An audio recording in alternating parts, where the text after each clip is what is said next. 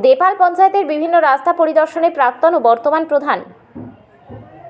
পূর্ব মেদিনীপুর জেলার রামনগর বিধানসভার রামনগর 2 ব্লকের দেপাল পঞ্চায়েতের রাস্তা পরিদর্শনে এলাকার প্রাক্তন প্রধান তৎসহ রামনগর 2 পঞ্চায়েত সমিতির সদস্য অনুপ কুমার মাইতি উপস্থিত ছিলেন। এলাকার জনপ্রিয় প্রধান গীতশ্রী মাইতির সঙ্গে অন্যান্য নেতৃত্ববৃন্দ উপস্থিত ছিলেন।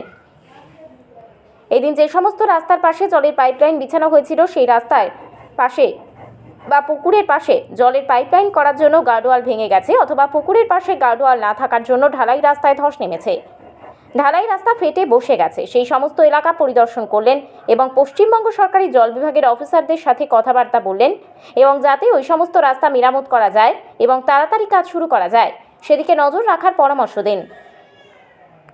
অনেক জায়গায় জল বিভাগ ও পঞ্চায়েত দপ্তর মিলে কোথাও যদি রাস্তা রিপেয়ারিংয়ের কাজ করা যায় সেদিকেও নজর রাখেন। পুরো এলাকাটি ঘুরে দেখেন, বৃষ্টির জলে যাতে আরও ক্ষতি না হয়ে যায় সেই জন্য গোটা এলাকা পরিদর্শন করে যে সমস্ত এলাকা পঞ্চায়েত দপ্তরের মাধ্যমে কাজ করা যায় সেগুলো তাড়াতাড়ি কাজ করার চেষ্টা করেন। সংবাদ মাধ্যমের মুখোমুখি হয়ে বলেন, জানেন পথশ্রী 3 প্রকল্পে সারা জেলায় আজকে ঢালাইয়ের কাজ চলছে।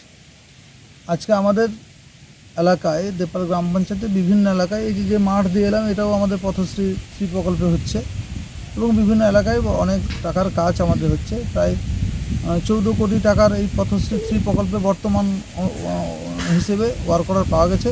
কন্ট্রাক্টররা কাজ করছেন, আমরা সবাই মিলে পর্যবেক্ষণ করছি কাজের গুণগত মান এবং কত বাকি আছে এবং দ্রুততার সাথে শেষ করার জন্য। Bureau report, DN update.